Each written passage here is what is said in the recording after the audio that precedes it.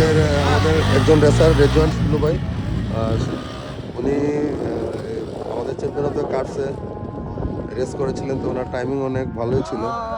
তো আমরা সামনে ওনার হচ্ছে কম্পিউটারে নামানোর প্ল্যান।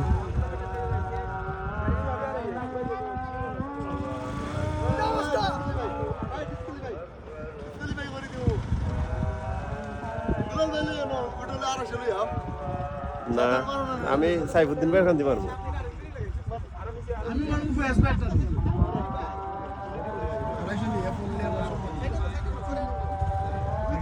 বেশি যাইতো না, 50 যাইব। এই যে ও একদম